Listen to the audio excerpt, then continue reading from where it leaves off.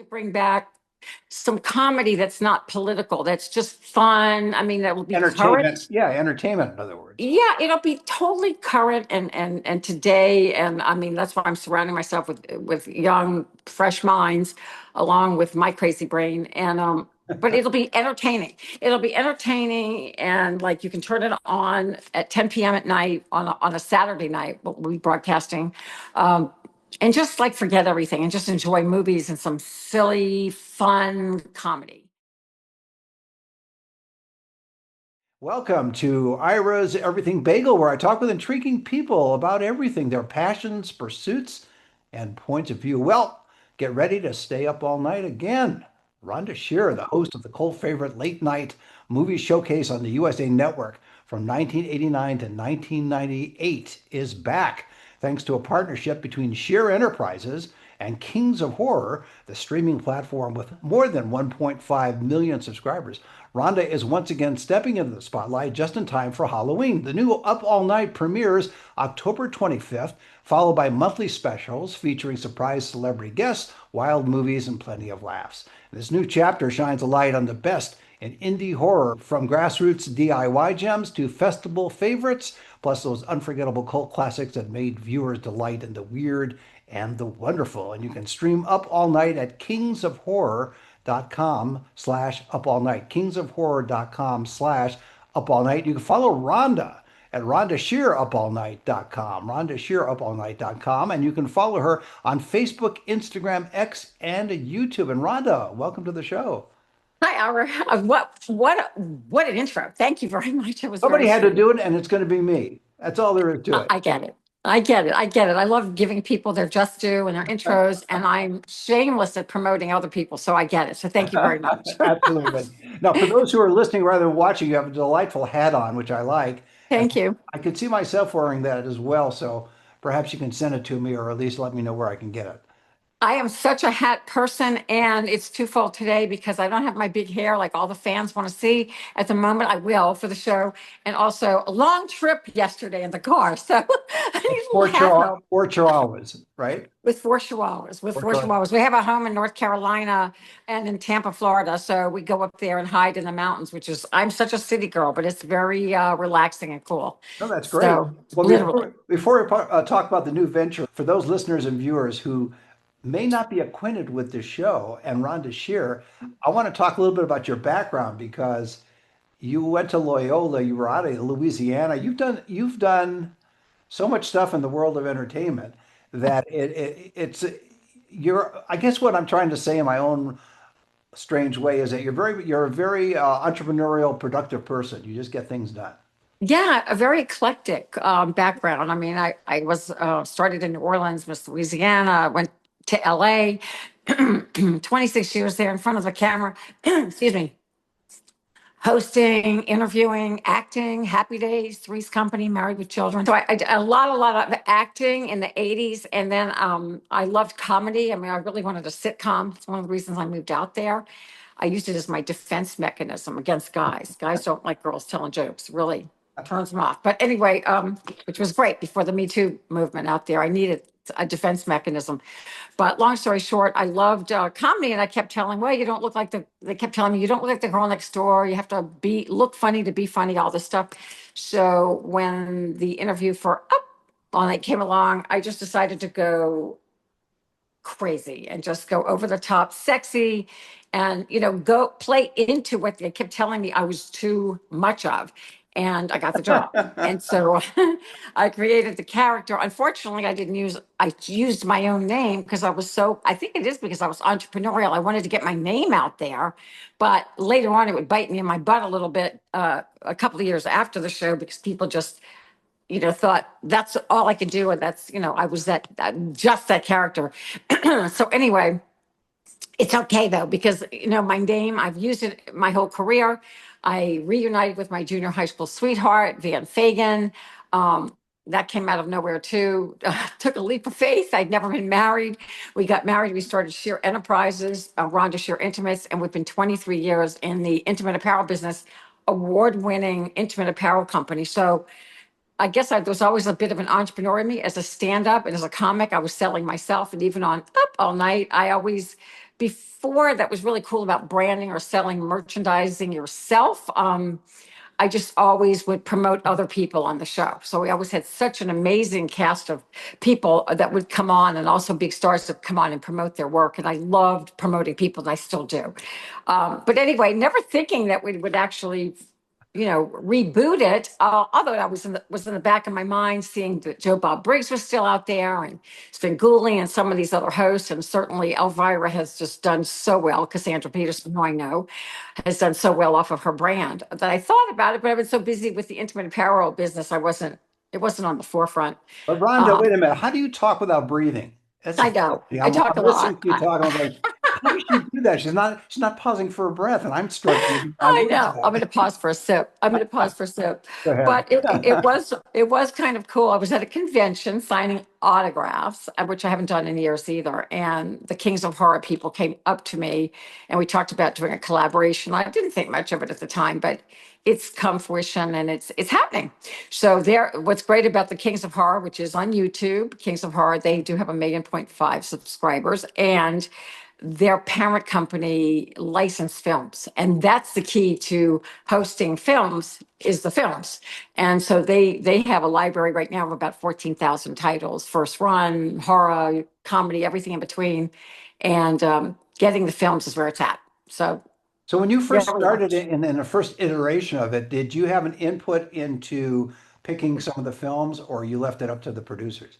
Oh, no, no. This was USA Network. It was early basic cable, which was wonderful, but it was in their library, what they were trying to using Gilbert Gottfried, God bless him, and myself to host. I was hosting on Friday, he was hosting on Saturday nights.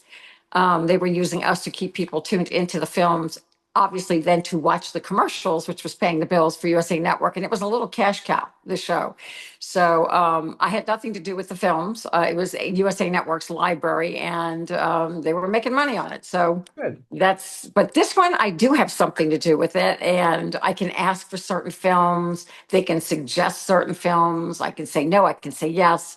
I can say, well, this stars in this film. Can we try to get that film? Can you license that film? So it's a really lovely relationship that I did not have before. Yeah, what's great too, it's online, so it's a lot more flexible than it would be under a broadcast umbrella or even a cable umbrella in that sense too. Now, for those listening and not watching, you mentioned your intimate apparel company and goods, and Rhonda is wearing intimate apparel for those listening but not watching.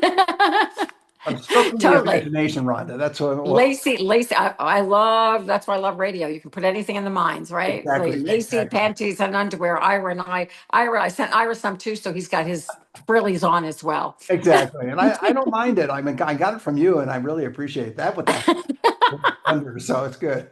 So when you be, I want to point out also that one thing you didn't mention, but you got a BA in communications from Loyola.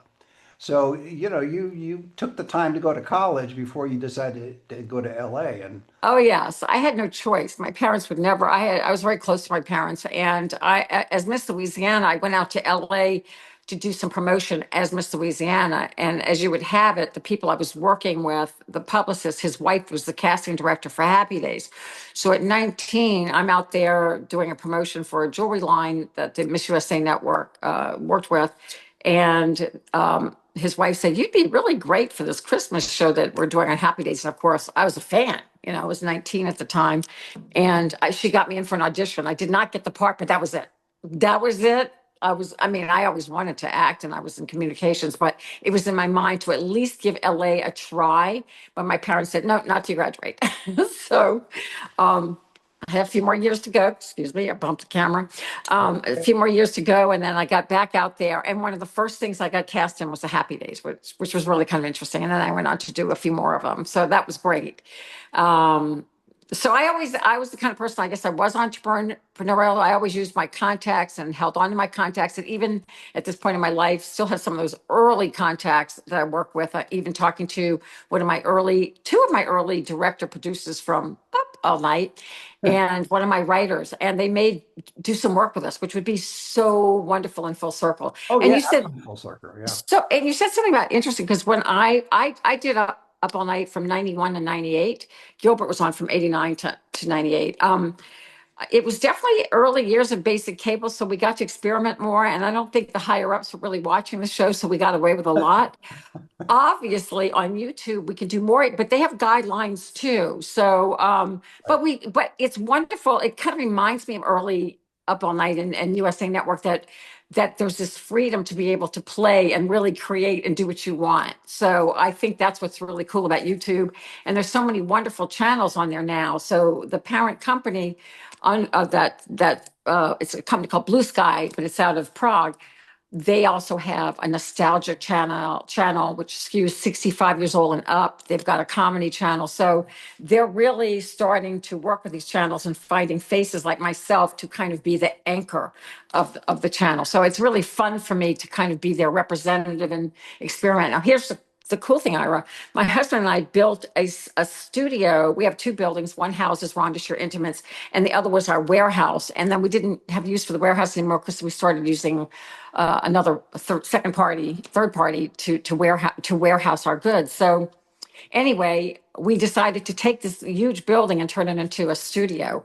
So we built Sheer Media Studios, which is for all things production. People can rent it, we can produce for them. It's up to them, but it's podcasts, it's influencer suites, it's a cyclorama wall, it's many studios. It's really exciting. So obviously, Kings of Horror loved it because they've got the films and I've got the studio. Yeah, So exactly. we just rebuilt a bedroom that looks very similar to mine in the 90s. Where do you get your energy from? Because listening to you, I'm exhausted.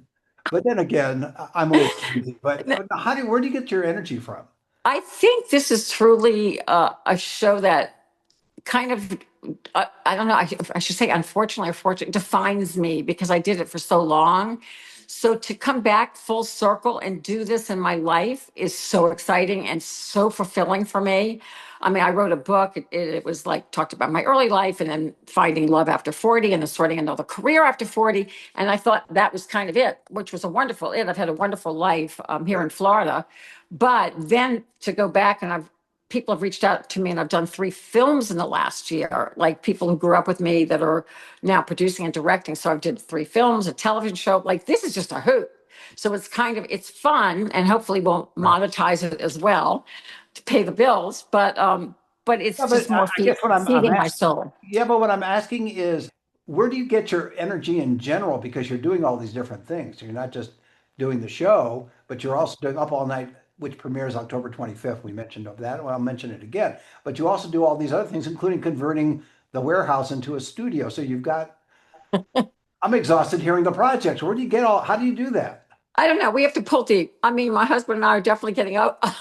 Not well, we're up there. Um, but I guess I just have always felt like I haven't finished something. I don't know why I have that drive. I just do.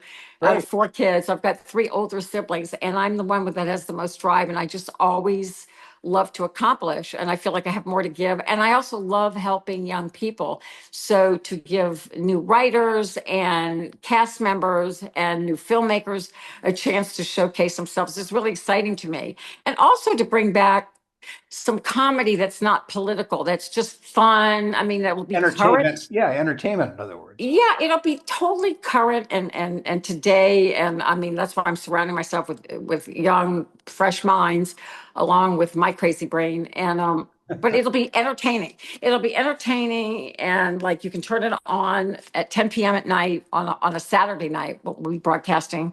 Um, and just like forget everything and just enjoy movies and some silly, fun comedy. And I'm excited about that because even Saturday Night Live has gotten so political. I'm like, can we just do some just like Yeah, have fun. crazy characters, please? And I mean, we hear politics all day. Like, I don't remember ever having so much politics as a kid, or maybe I just was tuned it out on the news. But I mean, you could just turn on the news and hear the news, but now it's just all politics. So I think it's really cool for me to have that, for people to have that release and that moment of escapism And I to just mentioned, enjoy themselves. yeah, and I mentioned the opening. You premiere October 25th, but you're going to be doing it on a monthly basis after that. Well, even more than that. So we have 2 specials. Our second one is November 22nd, Thanksgiving, and then we have a Christmas on December. That's it. Yeah, November 22nd, then December 20th. And then after that, after the first of the year, we go every other week. So we will be on a regular basis, which is more, I think, more than any horror host. I'm not sure how much Svengoolie produces, but that's exciting for me. I think I have a suggestion, and if you decide to accept it, I'll accept Okay. small royalty. But meet with your husband, and here's what it's going to be. You're going to change your name slightly, and your last name is going to be your middle name. So the full name now is Rhonda Shear Audacity. I like audacity, the audacity. I Yes. love that. So I love it. maybe that could work. Well, will this be live versus recorded? No, it'll be live to tape, but we will. I think it will be aired on like Twitter at the same time, so we'll be able to interact with people who are watching it. So I think that'll be fun because I do like that feeling of live interaction. But a show like this with so many sketches and cast members, it's too hard to do live. We thought about doing that. We may do a few live specials here and there. The Kings of Horror people want to do that. Even they might want to do a Super Bowl halftime special. We're going to compete with Bad Bunny. I'm going to have all cheerleaders and hot chicks on. I'm bringing back hot chicks. As they say, my body, my choice. I'm going to put lots of pretty girls with a lot of cleavage out there. But I'm in the bra business, so I can do that. I've been doing that for the last It's 23 years anyway. very uplifting. But Very uplifting. your memoir was called Up All Night From Hollywood Bombshell to Lingerie Mogul. And when you wrote it, did you think that that was going to be the end of your career at that point, or was it just you wanted to kind of put a period at that segment of your career? I wanted to kind of get it out there because there was so much going on. I put the book out right before the whole Me Too movement exploded, but I did have a lot of Me Too prior to Me Too moments in there. So it was exciting to get the book out. It isn't just a book about, my gosh, it's such bigger names than me. It does have this wonderful romp through my early life. My mom, who was a pageant mother, I ran for public office in New Orleans. It's just this crazy, this route that I took. And then going to LA and then loving comedy, being told that I couldn't do stand up, but I ended up as a headliner, even though I was told, no, you have to be, look funny to be funny. Anyway, every time someone would tell me no, even uh, now, I mean, I'm like, don't tell me no, I'm going to go for it. I would just told, no, you can't do comedy. No, you can't be in the intimate apparel business. And my husband's just like me. We just put a stake in it and go for it. So I just wanted to tell that story and also give tips on how to start a business because my husband and I started from ground zero. He was a businessman and I was in LA, but still we had never been in the intimate apparel or apparel business. So starting that, working with factories, we manufacture, we do everything. We manufacture all over the world. So literally tiptoeing and starting that journey together from ground zero. And I mean, or below ground zero together was a great ride. And I just wanted to tell other people that they can do the same thing. So not to be afraid of that. So, and also finding love after 40. So yeah, I didn't think that was the end of the ride, but I felt like I had a lot to get out. And it's also kind of a rah-rah to women and to men, to businessmen or for people that are just trying to get a product to market. So there's a lot of how-to moments or just tips in there as well as going through my background and some fun stories, some funny stories. I think funny or out there stories. But yeah, so I even have, I had a ghostwriter and then I rewrote what he did. I was a horrible person to work with because he helped me, then I rewrote it, and then I ended up rewriting. Then he actually fixed what I wrote. He's a lovely man, and he's at the time he didn't have privy to like really big time publishing.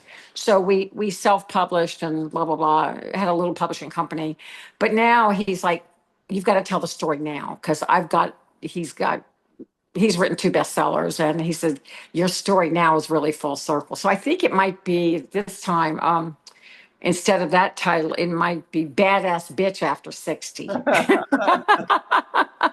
And tell the story of, I mean, I'm not really a badass bitch, but you do have a lot of, you do have to, be strong Yeah, you in have this to be world. tough when you're dealing with, especially in the business world, show business and regular business as well. Do you have, how do you meet the challenge of being together, husband and wife, as husband and wife, and also as business partners for all these years and still not be throwing dishes against the wall or There's been a couple of mannequins thrown through the years. It's easy at times and hard at times, because I was never married before and I don't have children. I have two stepchildren and grandchildren, but I don't have kids of my own. But so to me, that's another reason I have the energy, because I think I never had kids. So I'm just, you're just always going to be immature. Um, and open. I love listening to young people. I learn a lot from young people, so I'm very open to that. A lot of older people like, I know everything. I don't feel like I know everything. But there's times when it is hard because, I'll feel like I know something, he'll feel like he knows something, but it always works out. Our biggest fights in our life have really not, and we've had a few, but have not been over business. But he's the same guy he was I met him when we were 12 and 13. He's the same guy he was then. People don't change. So our fights actually stem back, usually stupid things. So, like, but then we both forget why we had a fight about 10 minutes later, and we're like, where are we going to eat, or we're cooking something around the house. We're both from New Orleans, so we're really good cooks. So, no, we've done really well. He's a businessman and he gets that side. He's really made lemonades out of lemons through the years. I mean, because we started with financially, nothing. So he's done some magic where my side was the energy, marketing. Wow, let's do, let's do, let's do. And he's like, he always calls himself the hare. And I'm the hare and he's the tortoise, but he's like slow but steady. And I was going to say, he's low key and you're the total opposite. yeah, And so so, but it works out. It works yeah. out. But we definitely have our differences of opinions. But sometimes I'm just like a back off, and then I win anyway, so it's okay.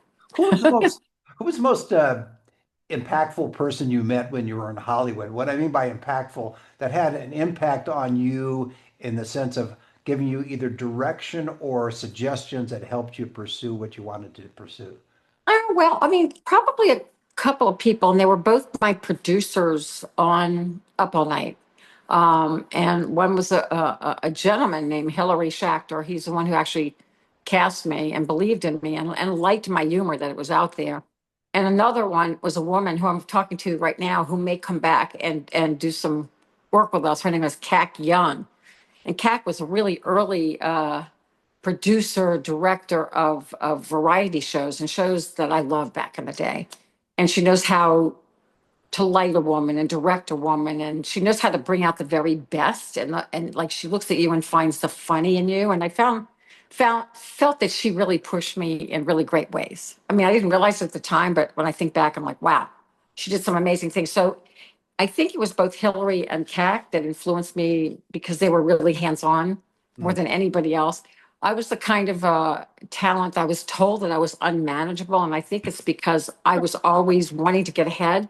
And I felt like management moved too slow for me. So if anything, I oversold myself in Hollywood as opposed to letting things just happen. But it's like, time's wasting here. Come Yeah. on. Yeah.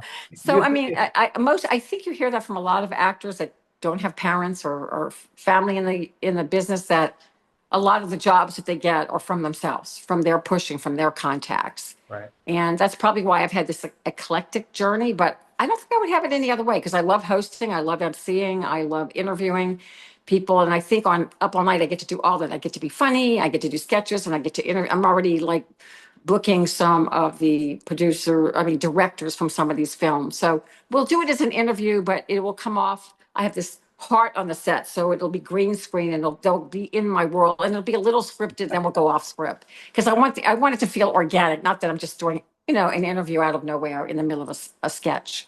So people will be coming down to Florida to use the. Both. We're going to have people because at this point we're so new. There's so many people I want to get on, and we're not a network. We're doing this independently at first. We do have ways we're monetizing through Patreon and through product and merchandise sponsors, but we're babies right now. So we're walking. We're crawling, and then we're going to walk. Then we're going to run. So I think I have a feeling this show is going to just blow up. I really do. It. The fans are out there. Everyone I've reached out to has said, I want to be on the show. JB Smooth is a fan. I have all these people that are fans. Like I just read this article that Bill Hader was interviewed, and he said it was Rhonda Shear from Up All Night is the reason why he got into comedy. I'm like, Bill, please get me Bill Hader. Okay, so, but I really feel like I could reach out to a lot of people and they would say yes.